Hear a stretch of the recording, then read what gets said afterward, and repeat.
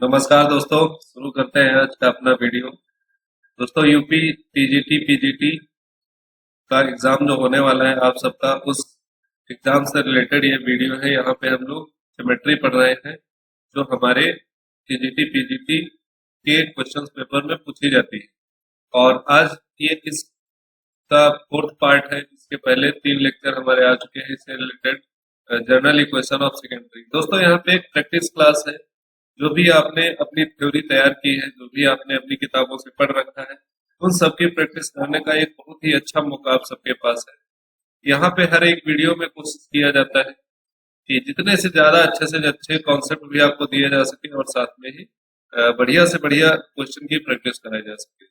इसी के साथ ये जो पार्ट नंबर 4 हमारा है, और इसको हम लोग शुरू करते हैं आज के अपने वीडियो में। तो चलिए स्टार्ट करते हैं, देखते हैं कैसे कैसे क्वेश्चन मिलते हैं। और आप भी अपना कॉपी पेन लेके तैयार हो जाइए सारे क्वेश्चन सॉल्व करने के लिए। हर एक क्वेश्चन को आपको खुद से सॉल्व करना है।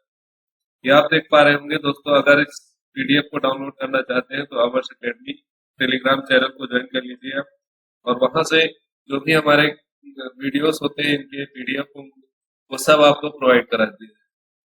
तो आज का क्वेश्चन नंबर 21, क्योंकि 20 क्वेश्चन हम पिछले 3 वीडियो में कर चुके हैं। वहां पे कॉन्सेप्ट कुछ ज्यादा लॉन्ग हो गए थे, उसकी वजह से वो 20 क्वेश्चंस करने में हमें 3 पार्ट करने पड़े। और ज्यादा लंबे वीडियो ना हो पाए, इसके लिए भी हम लोग कुछ कुछ थोड़ा थोड़ा क्वेश्चन कर करके आगे बढ़ते रहेंगे। तो आज का हमारा जो पहला क्वेश्चन आप लोग देख पा रहे होंगे कि दिया है distance of the point P 1, -2 from the centre of the circle x equal to 2 + 3 cos theta और y equal to -4 + 3 sin theta is. मतलब कि एक कोई पॉइंट है हमारे पास p 1, -2, और दो एक वृत्त दिया है x बराबर, उसका इक्वेशन इस टाइप में दिया हुआ है। और पूछा गया है कि इस बिंदु P की इस वृत्त के केंद्र से दूरी क्या होगी, सेंटर से दूरी क्या है, ये पूछी गई। तो दोस्तों, दूरी का सूत्र हम लोगों ने पढ़ा था कि डिस्टेंस का फॉर्मूला क्या होता है, दो बिंदुओं के बीच की दूरी, डिस्टेंस बिटवीन 2 पॉइंट। एक पॉइंट तो हमें P दिया है 1, -2, और सेकेंड पॉइंट होगा सेंटर इसका, इस वृत्त का सेंटर। अब वो सेंटर क्या है ये हमें नहीं पता है। तो अगर ये x2 y2 है और ये पॉइंट हमारा x1 y1 है, तो ये फॉर्मूला हमारे पास क्या होता था, x2 - x1 का whole square plus y2 - y1 का होल स्क्वायर। तो अब हमें सेंटर चाहिए। जो हमारे पास इक्वेशन लिखी है x equal to 2 + 3 cos theta, और साथ में ही लिखा हुआ है दोस्तों y equal to -4 + 3 sin theta. तो वैसे अगर हम बता दें कि सेंटर क्या होता है, तो जो ये गिनती लिखी है यही हमारे सेंटर है। ये दो कोऑर्डिनेट तो लिखे हैं 2, -4, ये हमारा क्या है, सेंटर रहेगा। इस टाइप का कोई भी इक्वेशन आपको मिलेगा तो ये जो नंबर लिखा रहता है कांस्टेंट नंबर, ये सेंटर होता है। ठीक है दोस्तों। और कॉस या साइन के साथ में जो नंबर लिखा रहता है ये होता है इसका रेडियस। ये क्या होता है दोस्तों, ये रेडियस होता है। तो सेंटर हमें पता चल गया कि इसका सेंटर क्या होगा, 2, -4। तो सेंटर सी यहाँ पे देखिए, ये हो जाएगा हमारे पास 2, -4। अब हम इस फॉर्मूले रख के आंसर निकाल सकते हैं। x2 - x1 का होल स्क्वायर मतलब 2 - 1 का होल स्क्वायर प्लस -4 और -2 मतलब +2 का होल स्क्वायर। दोस्तों यहाँ पे हो जाएगा 1 का स्क्वायर और प्लस -2 का स्क्वायर। इसको सॉल्व करने पे 1 + 2 × 4 √5। ऑप्शन नंबर बी इसका बच्चों दोस्तों एकदम करेक्ट आंसर हो जाएगा, ऑप्शन नंबर बी। अब अगर ये बात आप फिर से और समझना चाहते हैं कि x equal to 2 + 3 cos theta, ये सर्किल का इक्वेशन कैसे बनता है, तो ये बात हम आपको बता दें। क्वेश्चन आपका हो चुका है, बस ये थोड़ा अधिक जानकारी आपको होनी चाहिए। तो इस वाले क्वेश्चन को हम लिख सकते हैं x - 2/3 equal to cos theta, इतना लिखा जा सकता है। इसको दोस्तों लिख सकते हैं y + 4/3 इक्वल टू और साइन थीटा। दोनों को स्क्वायर करके ऐड कर देंगे, स्क्वायर एंड ऐड। ठीक है दोस्तों, जो स्क्वायर और ऐड करेंगे तो x माइनस 2/3 का whole square plus y plus 4/3 का whole square equal to sine square theta plus cos square theta, ये हमारे पास क्या हो जाएगा 1। इसको जब हम फर्दर सॉल्व करेंगे तो x माइनस 2 का whole square plus y plus 4 का होल स्क्वायर, नीचे 3 का स्क्वायर 9 हो जाएगा और सामने क्या आ जाएगा 9। तो अब क्या होता है, ये हमारे पास इक्वेशन हो गया x माइनस a का whole square plus y minus b का whole square equal to R square. ये वृत्त का समीकरण होता है। इससे जब कंपेयर करेंगे दोस्तों तो सेंटर -2, -4 मिलेगा और रेडियस क्या मिलेगा आर स्क्वायर इक्वल टू 9। तो यहाँ से आर की वैल्यू क्या हो जाएगी 3 हो जाएगी। ये बात आप समझ गए, बस सिंपल था। आगे बढ़ते हैं नेक्स्ट क्वेश्चन पे। क्वेश्चन नंबर 22 आज का दोस्तों हमारे पास है। इसको आप फटाफट सॉल्व करिए, फिर हम इसका सॉल्यूशन करें। सिंपल है, आपने पढ़ा रखा होगा इस टाइप के क्वेश्चंस, फॉर्मूले भी पढ़े होंगे और वो फॉर्मूला आपको याद है या नहीं है, इस चीज की जानकारी आपको यहाँ पे हो पाएगी जब आप खुद इस क्वेश्चंस को सॉल्व करेंगे। तो करिए फटाफट, इसको सॉल्व करिए।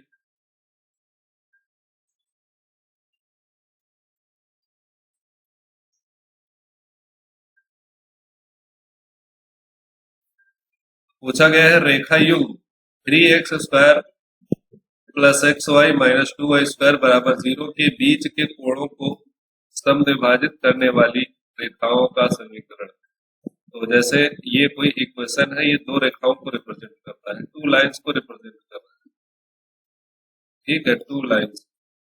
मान लो ये लाइनें ऐसी, अब इन दोनों लाइनों के इंटरसेक्शन पॉइंट से कोई एक रेखा जा रही है ये, और एक रेखा ऐसे भी जा सकती है इंटरसेक्शन पॉइंट से। तो या तो इस रेखा का समीकरण पूछ रहा है या इस रेखा का समीकरण पूछ रहा है। क्वेश्चन ध्यान से पढ़िए।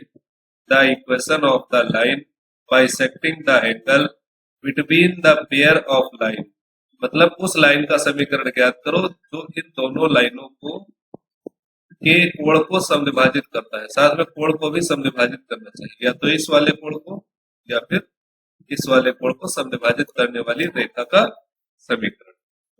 तो दोस्तों इसका जो फॉर्मूला होता है वो x² minus y² upon a minus b equal to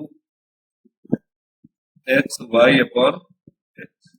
ये फॉर्मूला आपको याद रखना है कि जब भी दो रेखाओं का युग्म का समीकरण दिया हो और उनके बीच के कोण को समद्विभाजित करने वाली रेखा का समीकरण हमें फाइंड आउट करना है, तो हमें ये फॉर्मूला अप्लाई करना है। इसमें x² y² कुछ नहीं रखना है, बस a और b की वैल्यू करनी है। a हमारे पास दोस्तों क्या है 3 और b क्या है -2 और h क्या हो जाएगा, h हो जाएगा 1/2। 1/2 ये हम पिछले वीडियो में बता चुके हैं। जिन लोगों ने नहीं देखा है तो वो लोग देख सकते हैं कि कंपैरिजन कैसे किया जाता है। तो x² minus y², a minus b क्या हो जाएगा 3 माइनस माइनस प्लस 2 5 हो जाएगा equal to X Y upon H. H क्या है 1/2, तो ये 2 ऊपर चला जाएगा। ठीक, सिंपल है। 5 का मल्टीप्लाई कर देंगे तो x² minus y² equal to 10xy। इसको जब हम सिंप्लीफाई करेंगे दोस्तों तो x² minus 10xy minus y² equal to 0। तो ऑप्शन नंबर ए इसका करेक्ट आंसर हो जाएगा। बस सिंपल सा था क्वेश्चन हमारा, क्वेश्चन नंबर 20। इस टाइप के क्वेश्चन आपको बहुत तेजी से करना आना चाहिए, तभी आप एग्जाम में जल्दी से जल्दी क्वेश्चन कर पाएंगे। नेक्स्ट क्वेश्चन, इसको आप फटाफट सॉल्व करके आंसर भेजिए फटाफट 1 सेकंड के अंदर।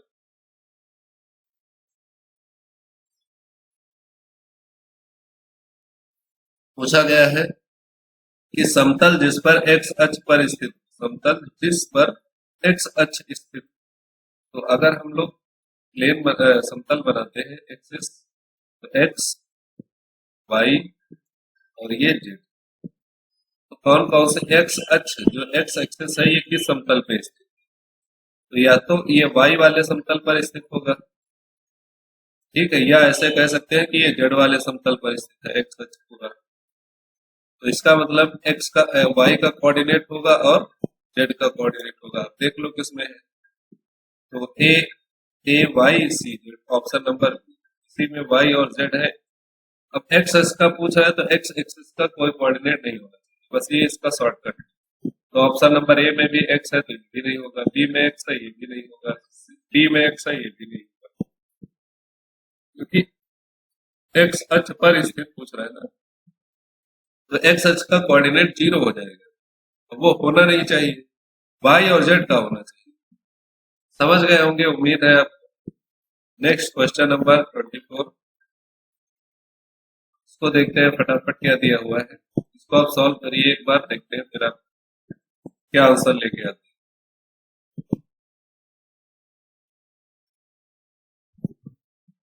तो देखते हैं, दिया है मान ले एक सीधी रेखा एल है, एक बिंदु पी के माध्यम से गुजरने वाली सीधी रेखा की संख्या जो एल के समांतर है कितनी है। मतलब पूछा गया है कोई एक हमारे पास संख्या है, रेखा है एल, और एक बिंदु है पी यहाँ पे।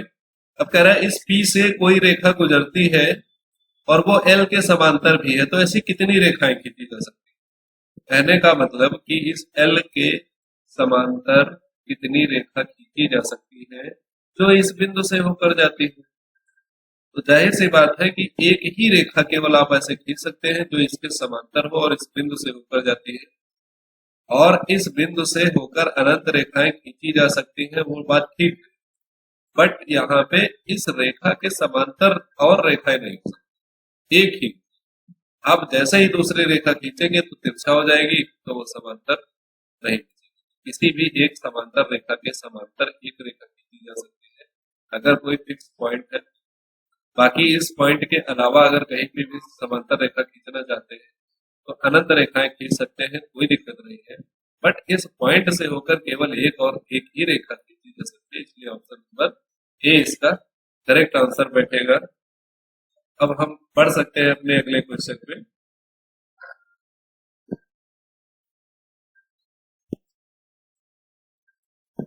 क्वेश्चन नंबर 25, इसको देखिए आप फटाफट सॉल्व। क्वेश्चन नंबर 25 दिया हुआ है कि एक्स वाई प्लेन में दो सीधी रेखाएं एक दूसरे को ओवरलैप कर रहे हैं, दो चरों एक्स और वाई के रैखिक समीकरण का युग्म दर्शाती है, तो इन रेखाओं को दर्शाने वाली समीकरण का युग्म क्या होगा। पूछा गया है कि एक्स वाई प्लेन है, तो प्लेन हम लोग बना लेते हैं, ये एक्स प्लेन है और ये वाई प्लेन है, ठीक। एक्स और वाई प्लेन, इसमें दो रेखाएं हैं, दो रेखाएं एक दूसरे को ओवरलैप कर रही है। तो मान लो एक रेखा ये है और दूसरी रेखा भी इसी के ऊपर है, ओवरलैप कर रही है, सेम टू सेम है। एक्स और वाई के रैखिक समीकरण का, रैखिक का मतलब कि रेखाओं के समीकरण की है, युग्म दर्शाते हैं। तो इन रेखाओं को दर्शाने वाली समीकरण का युग्म कैसा होगा, मतलब इन रेखाओं का जो प्रकृति क्या होगी, तो हम संपाती कहेंगे और एक दूसरे के ऊपर स्थित है, तो इसलिए ऑप्शन के हिसाब से देखेंगे तो पूछा गया है एक विशिष्ट हल। तो विशिष्ट हल दोस्तों कब होता है, जब रेखाएं तिर्यक होती है। ये यूनिक सॉल्यूशन हो गया, ठीक है। इस टाइप में असीमित कई हल, तो ये कंडीशन जो आपको सामने बना के दिखाई जा रही है, ये दोस्तों असीमित इनफाइनाइट, इसका आंसर यही होगा। जब दो रेखाएं एक दूसरे को ओवरलैप करेंगी, ठीक, तो उसमें अनंत हल मिलेंगे, कोई संभावित हल नहीं। तो ये कब आता है, ये आता है जब रेखाएं समांतर होती है, क्योंकि समांतर रेखाएं कभी भी एक दूसरे को ओवरलैप मतलब काटेंगी नहीं, और जब काटेंगे नहीं तो इसका कोई भी सॉल्यूशन नहीं होगा, नो सॉल्यूशन रहेगा। असंगत होना ये बात अलग है, ये भी नहीं होगा। तो ऑप्शन नंबर बी इसका करेक्ट आंसर हो जाएगा कि अगर रेखाएं ओवरलैप कर रही है एक दूसरे को तो अनंत रूप से अनेक हल होंगे, असीमित हल होंगे। इतनी बात आपको ध्यान में रखनी है बस। नेक्स्ट क्वेश्चन पे आते हैं हम दोस्तों, क्वेश्चन नंबर 26। इसको देखिए ध्यान से, यहाँ पे क्या दिया हुआ है, इसको सॉल्व करने का ट्राई करिए।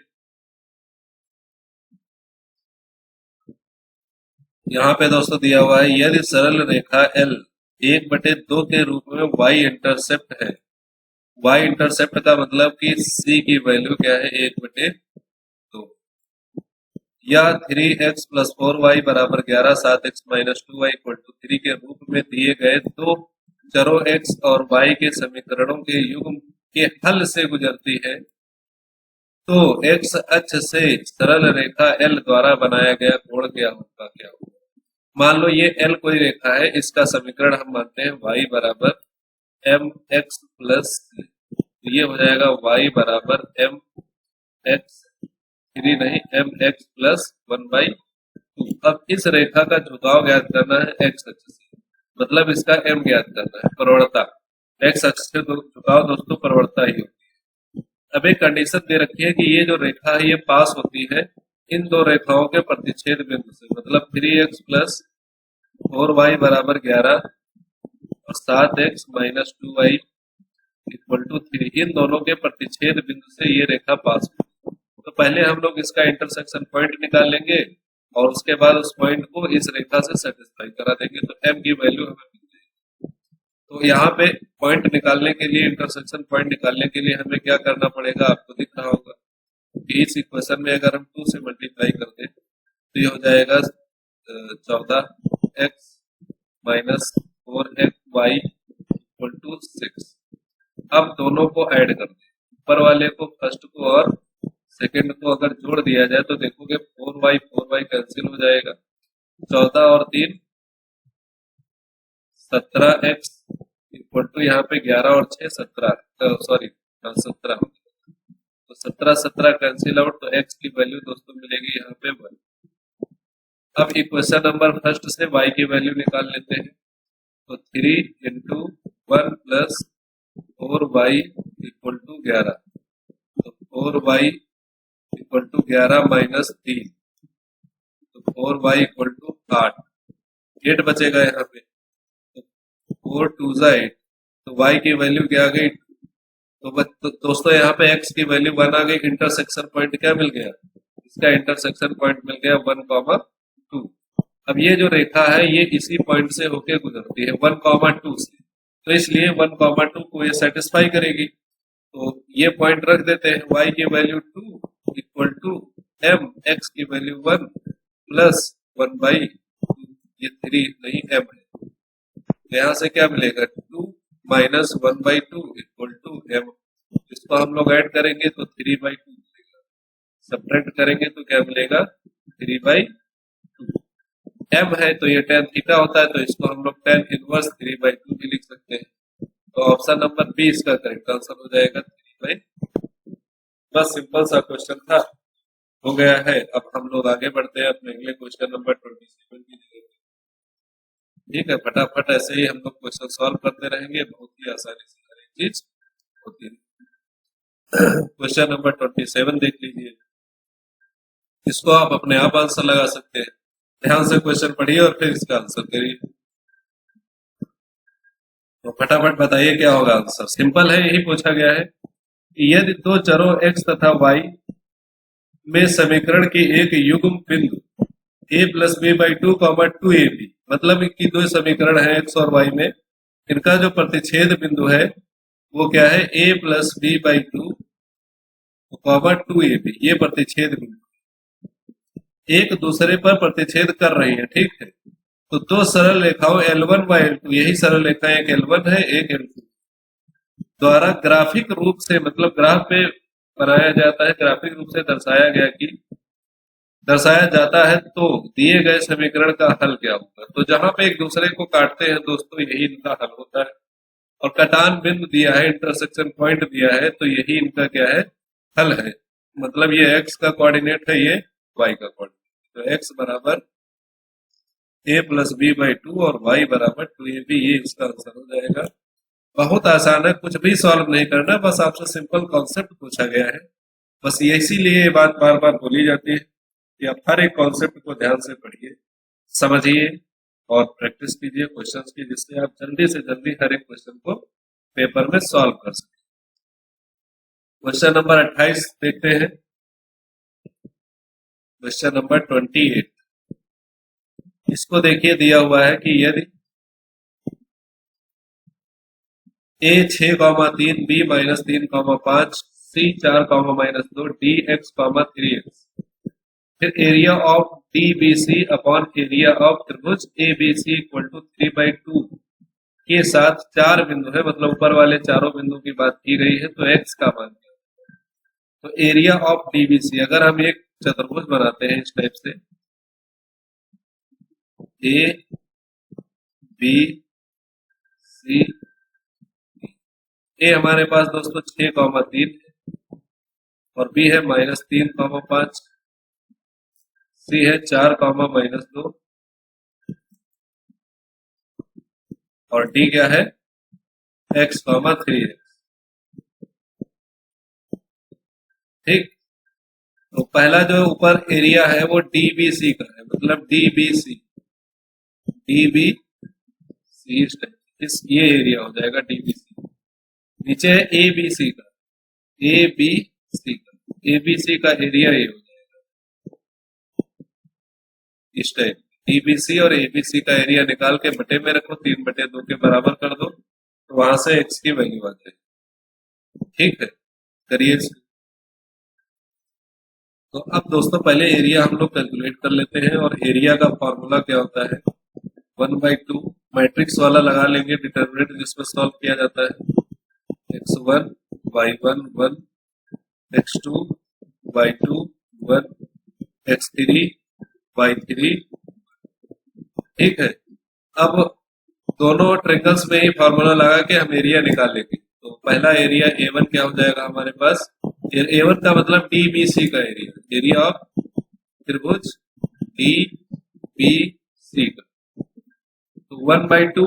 अब D/C के कोऑर्डिनेट देख लो क्या है DBC के, तो ये D हो गया, B हो गया, C हो गया, तो D का क्या है दोस्तों x, 3x और 1, B का है -3, 5 और 1, C क्या है 4, -2 और लास्ट में 1 अपनी तरफ से लगाना है। इसको हल कर लेते हैं, एक्सपेंड कर लेंगे किसी के अलाउंग। तो अगर x कोई भी नंबर के अलाउंग एक्सपेंड कर दो, इसको एक्सपेंड करके सॉल्व करो तो एक इक्वेशन मिल जाएगी। तो x के अलाउंग अगर हम एक्सपेंड करते हैं तो मिलेगा 5 एकम 5, क्रॉस मल्टीप्लाई होगा इसका, और -2 एकम 2, -2 तो +2, 5 और 2 7, प्लस -3x, इसके अलावा एक्सपेंड करेंगे तो ये -3 इंटू 1 -3, और 4 बन जा 4, -4 तो माइनस का 7, फिर +1, 1 के अलावा एक्सपेंड करेंगे तो -3, -2 माइनस प्लस का 6 और 5 चौके 20, माइनस का 20 तो माइनस का 14।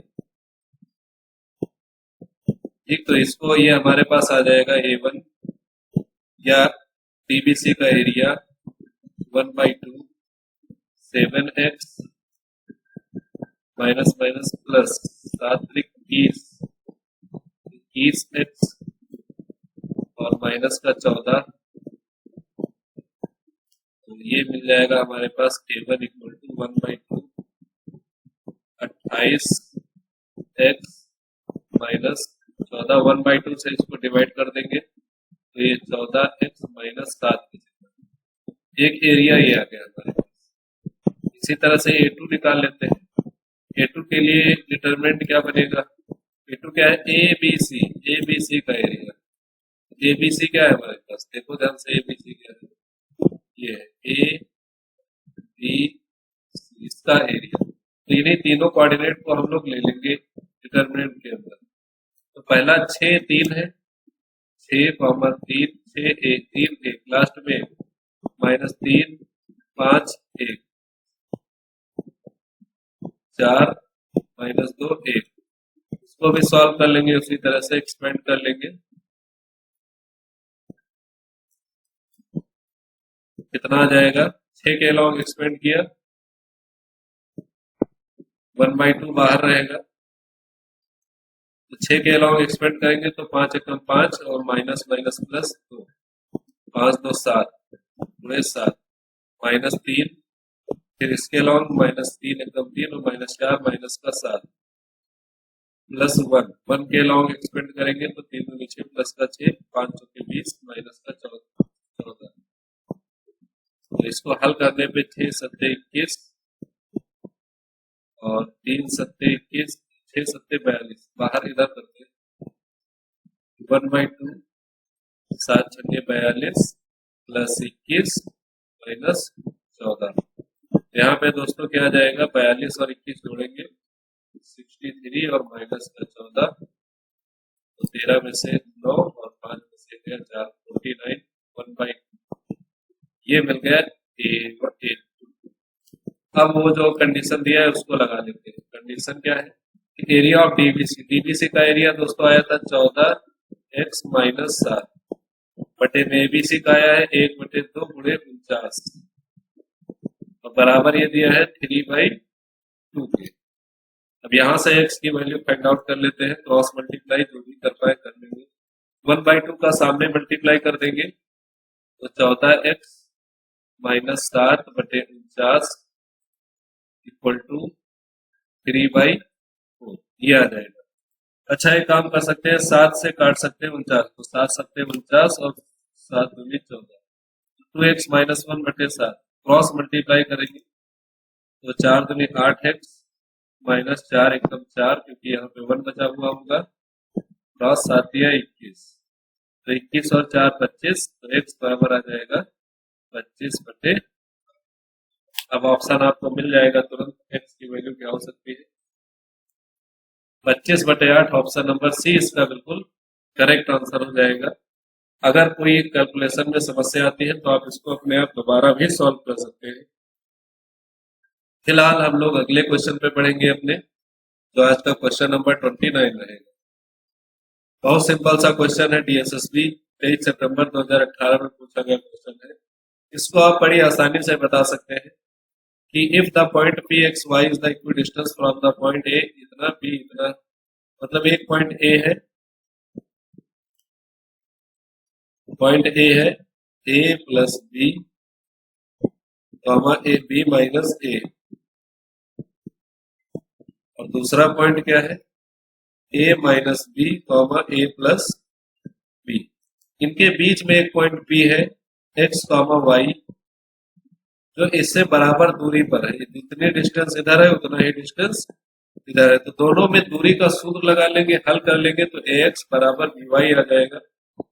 बस कुछ नहीं आना है, ए एक्स बराबर बी वाई या बी वाई बराबर एक्स, इसको देख लेंगे सॉल्व कर, इसका आंसर आएगा बी एक्स बराबर ए वाई। इसको आपको सॉल्व कर लीजिएगा, बस डिस्टेंस का फॉर्मूला लगाना है अपना, x2 माइनस x1 का whole square plus y2 minus y1 का whole square equal to, same formula इधर लगेगा, x2 माइनस x1 का whole square plus y2 minus y1 का होल स्क्वायर। दोनों तरफ से अंडर रूट कैंसिल आउट हो जाएगा, तो इसमें एक को x1 y1 मान लेना और इसको x2 y2 मान लेना, लगा देना फॉर्मूला, तो रिलेशन मिलेगा बी एक्स बराबर ए वाई लास्ट में, बाकी सब कट जाएगा। सिंपल क्वेश्चन था। क्वेश्चन नंबर 30 पे आते हैं और इसको ध्यान से पढ़िए आप लोग और इसका आंसर करिए।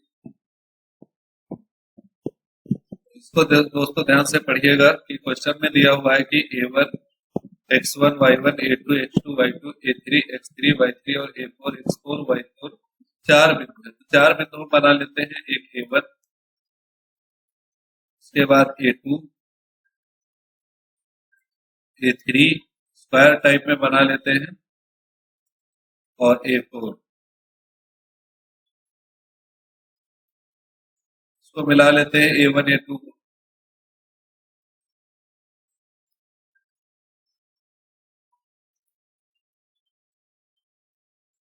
अब क्या बोल रहा है कि a1 a2 को p अनुपात 1:a में विभाजित करता है। यहाँ पे कोई बिंदु p है जो इसको 1:1 में विभाजित करता है p। उसके बाद कह रहा है कि p a3 को p और a3 p1 a3, ये p1 है, p1 और a3 ये वाली लाइन जो होगी, ये लाइन p1 a3 को p2 अनुपात 1:2 में विभाजित करता है। p2 कहीं पे यहाँ पे है p2, ये इसको 1 और 2 के अनुपात में विभाजित करता है। उसके बाद दोस्तों दिया हुआ है कि p2 a4 ये हो जाएगा। P2A4 को P3 अनुपात 1:3 में विभाजित करता है, 1:3। तो P3 कहीं पे है यहाँ पे 1:3 में विभाजित करता है। तो P3 के निर्देशांक क्या होंगे? तो P3 का कोऑर्डिनेट पूछा गया है, बहुत लंबे क्वेश्चन खींच के ले गए हैं और बहुत ही आसान है, सिंपल सा है। जैसे A1 हमारे पास क्या है, x1 y1, A2 क्या है दोस्तों, x2 y2, A3 क्या है, x3 y3, और ये क्या है, x4 और y। सबसे पहले P1 के निर्देशांक अगर निकालेंगे तो मध्य बिंदु है, तो मध्य बिंदु तो सिंपली हम लोग लिख सकते हैं कि P1 का क्या होगा, x1 plus x2 y2 comma y1 plus y2 y2, ये P1 हो गया। अब P1 ये निर्देशांक हो गया जो आपके सामने लिखे हैं। A3 क्या है, x3 और y3, और ये 1:2 में डिवाइड कर रहा है, तो P2 के निर्देशांक निकाल सकते हैं। इसको मान लो M1, इसको मान लो M2। अब वो विभाजन वाला सूत्र आप लोगों को याद होगा कि M1 x1 plus M2 y1 upon M1 plus M2, इस टाइप का फॉर्मूला होता था। फिर M2 x1 plus M2 sorry M2 x2 M1 x2 plus M2 y2 upon M1 plus M2, इस टाइप का फॉर्मूला होगा। तो इससे क्या होगा, P2 का निर्देशांक निकल के आएगा। तो P2, P1 को ध्यान रखिएगा, P1 ये है और A3 ये है और बीच का पॉइंट P2 है, इसका हमें ज्ञात करना है P2। और किस अनुपात में विभाजित कर रहा है, 1:2। इसको कुछ इस टाइप से, तो 2 गुणे ये P1 का पहला वाला, तो x1 plus x2 by 2 into 2 plus 1 गुणे x3, तो x3 सिंपल रहेगा अकेला, बटे में M1 plus M2, M1 plus M2 क्या है, 2 प्लस 1 मतलब 3, 2 कैंसिल हो जाएगा। तो हमारा y1 का इसी तरह से क्या मिल जाएगा, y1 plus y2 by 2 into 2 plus y3, और बटे में 3M1 प्लस M2, 1 प्लस 2 बराबर 3। तो P2 हमारे पास दोस्तों आ जाएगा x1 plus x2 plus x3 upon 3 comma y1 plus y2 plus y3 upon 3। अब ये निर्देशांक हो गया P2 के। P2 का पता है, A4 का पता है, P1 का निकालना है, 3:1 है। तो 3:1 है और ये क्या है, जैसे एक लाइन है यहाँ पे, इधर है x4 y4 और ये 1:3 में विभाजित कर रहा है, किसके द्वारा, P2 के द्वारा। P2 क्या है, ये है जो बड़ा सा निकल के आया है। तो पहले ये इसका कोऑर्डिनेट मतलब 3 गुणे x4, 3 गुणे x4 प्लस 3:1, इधर 3 होगा इधर 1, चलो ऐसे 3 गुणे x4 प्लस 1 गुणे P2 का 1 होगा, तो इससे गुणा करेंगे तो x1 plus x2 plus x3 upon 3 into 1। फिर इसी तरह से अब इसको जब हम लोग सॉल्व कर लेंगे तो ये मिलेगा x1 plus x2 plus x3 plus x4 upon, क्योंकि बटे में टोटल 3 प्लस 1 बराबर 4। वैसे यहाँ पे 3 होगा, ये 1 होगा, तो जब मल्टीप्लाई करेंगे तो यहाँ पे 3 आएगा, ये 1 आएगा, ये 3 3 कैंसिल आउट हो जाएगा, तभी बचेगा x1 plus x2 plus x3 plus x।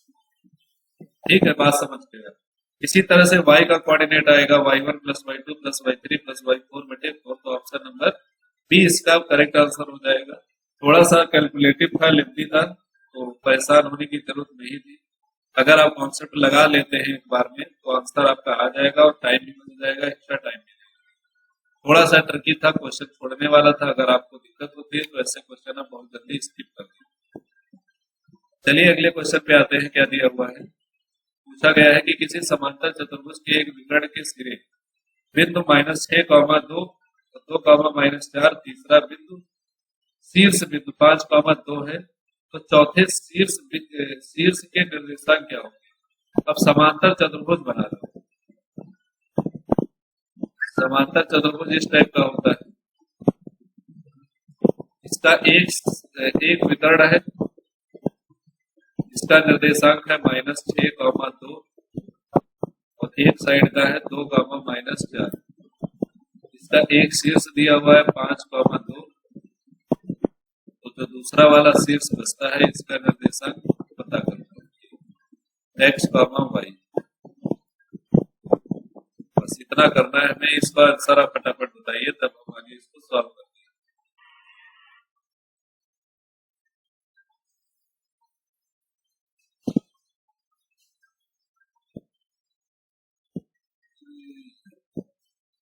आपको यहाँ पे कुछ भी नहीं करना है, सीधे जो विकर्ण दिए हैं इनका मिड पॉइंट निकाल लीजिए आप। मध्य बिंदु जो विकर्ण पूरा पूरा दिया है उसका मध्य बिंदु निकालिए, और जो एक पॉइंट दिया है उसका भी मिड पॉइंट निकालिए। दोनों सेम पॉइंट होंगे। तो पहले इस वाले विकर्ण का मध्य बिंदु अगर हम लोग निकालेंगे तो क्या आएगा, -6 + 2/2, 2 -4/2, मतलब x1 + x2/2, y1 + y2/2। तो यहाँ पे -4/2, -2/2। तो दोस्तों ये -2, -1 आ जाएगा। -2, -1। अब सेम इसी तरह से जो बाकी 2 पॉइंट है इनका मिड पॉइंट निकालेंगे तब आना चाहिए। तो 5 और x मतलब 5 + x/2, ये किसके बराबर आना चाहिए, -2 के बराबर आना चाहिए। और दूसरा 2 + y/2, ये -1 के बराबर आना चाहिए। तो यहाँ से अगर हम कैलकुलेट करेंगे 2 दूनी 4, तो x = -9 और y = -2 और माइनस का 2 माइनस का 4, तो -4 -9, -4, ये इसका कोऑर्डिनेट हो जाएगा मिड पॉइंट, मध्य बिंदु का निर्देशांक। और यही से x y की वैल्यू आ गई। बस कुछ नहीं करना था, सिंपल था। नेक्स्ट क्वेश्चन पे आते हैं हम लोग। आज का क्वेश्चन नंबर 32। इस क्वेश्चन को देखिएगा दोस्तों, यहाँ पे दिया हुआ है if a, b then x1 y1 x2 y2 are the vertices of a triangle such that x coordinate a, x1 x2 are in geometric progression with the common ratios r and y coordinate b, y1 y2 are also geometric progression with common ratio s, then the area of triangle, मतलब कोई भी त्रिभुज के 3 बिंदु दिए गए हैं।